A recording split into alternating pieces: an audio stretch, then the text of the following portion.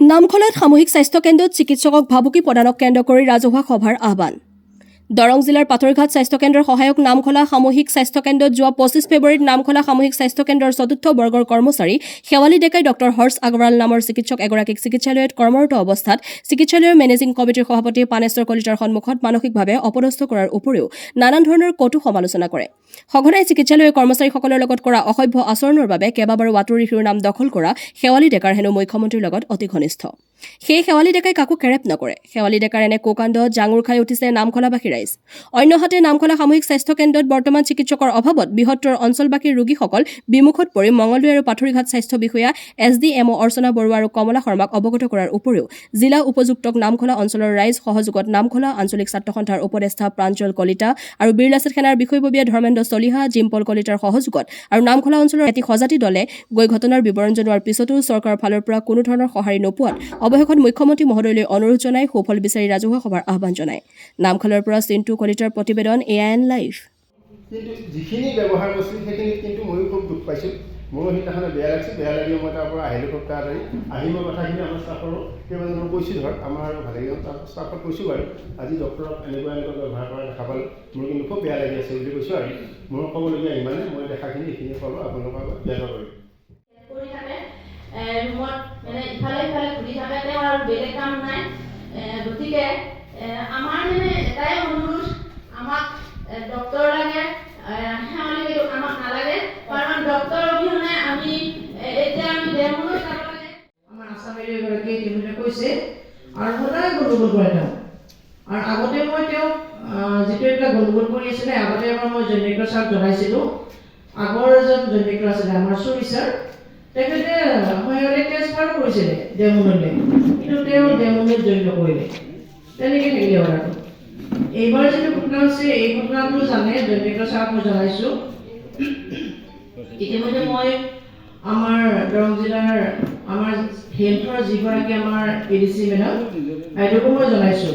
বাইদেৱে ইতিমধ্যে মাতিছে আমাৰ ষ্টাফৰ যিকেইজন আছিলে, যিকেইগৰাকী সেইদিনাখন ঘটনাটোৰ লগত জড়িত, গোটেইকেইজনকে মাতি লৈ গ'ল। মাতি তেওঁ শেৱালীকো মাতিলে। শেৱালীৰ কাৰণে তেওঁ এখন লেটাৰ লিখিলে, অফিচিয়েল অৰ্ডাৰ। সেইখনো মই দিছোঁ, কিয় গ্ৰুপ পঠিয়াই মই ইয়াতে বুজাত পঠিয়াইছোঁ। আৰু তেওঁক মই হোৱাটছএপত দিব খুজিছিলোঁ, কিন্তু তেওঁ চবৰে হোৱাটছএপ ফোন নম্বৰ ব্লক কৰি দিছে। আজি সভা সম্পৰ্কত কি হৈছে? হয়, মানে পোনপ্ৰথমে মই সাংবাদিক বন্ধুসকললৈ ধন্যবাদ জ্ঞাপন কৰিছোঁ।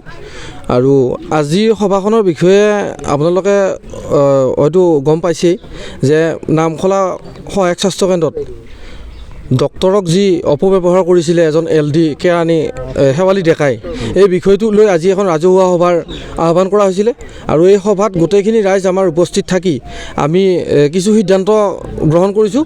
আৰু এই সিদ্ধান্তখিনি প্ৰস্তাৱ যোগে আমি CM মহোদয়লৈ বা DC মহোদয়লৈ গোটেইখিনিলৈ আমি প্ৰেৰণ কৰাৰ এটা সিদ্ধান্ত গ্ৰহণ কৰিছোঁ।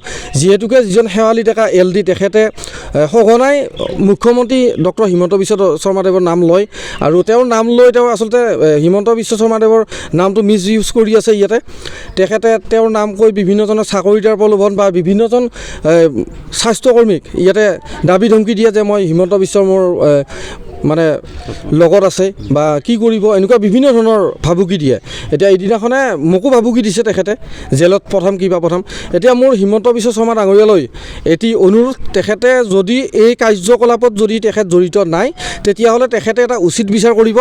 আৰু এই উচিত বিচাৰ কৰি আমাৰ নামখলাবাসী ৰাইজক কথাৰ মানে নামখলা সহায়ক স্বাস্থ্য কেন্দ্ৰখনক তেওঁৰ যি পৰিৱেশত বৰ্তমান পৰি আছে, এই পৰিৱেশটোৰ পৰা মুক্ত কৰিব। এয়ে মোৰ আহ্বান তেখেতলৈ। তেখেতে নিশ্চয় ভাল এটা পদক্ষেপ ল'ব।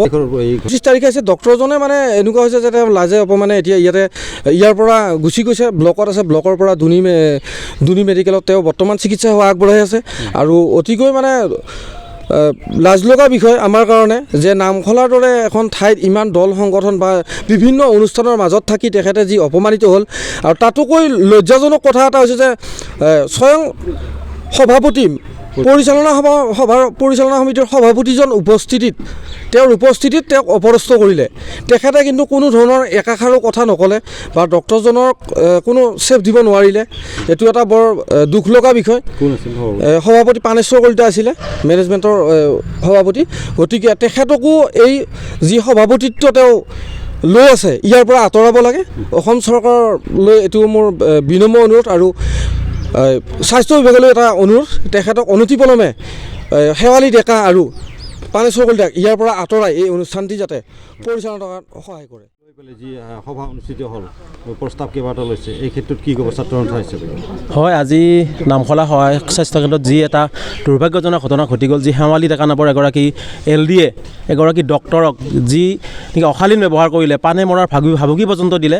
আৰু সেইদিন ধৰি আমি লাচিত সেনা আৰু নামখলা আঞ্চলিক ছাত্ৰ সন্থাই মিলি যৌথভাৱে আমি এই তেখেতৰ যি অপসাৰণ বা তেখেতৰ শাস্তিমূলক যি ব্যৱস্থা কৰাৰ কাৰণে আমি বিভিন্ন সময়ত লাগি আহিছোঁ, কিন্তু আজিলৈ কিন্তু সুফল পোৱা নাই। আমি জিলা উপায়ুক্ত মহোদয়, জইণ্ট ডাইৰেক্টৰ মহোদয়কো আমি আমাৰ স্মাৰক পত্ৰ প্ৰদান কৰিছিলোঁ, কিন্তু আজিলৈ তেখেতসকলে শেৱালি ডেকাৰ ওপৰত কোনো ব্যৱস্থা ল'ব পৰা নাই। আমি অত্যন্ত লাজ পাইছোঁ যে এগৰাকী চতুৰ্থ বৰ্গৰ কৰ্মচাৰীক এজন জিলা পৰ্যায়ৰ বিষয়াই কি কাৰণে ব্যৱস্থা ল'ব পৰা নাই। আৰু আমি জানিব পাৰিছোঁ তেখেতে মুখ্যমন্ত্ৰীৰ হেনো কিবা প্ৰভাৱ আছে, মুখ্যমন্ত্ৰী তেখেত হেনো ঘনিষ্ঠ, আৰু সেই ঘনিষ্ঠতাৰ সুযোগ লৈ আজি এই মেডিকেলখনক ধ্বংসৰ গৰাহত ঠেলি দিছে নেকি বাৰু।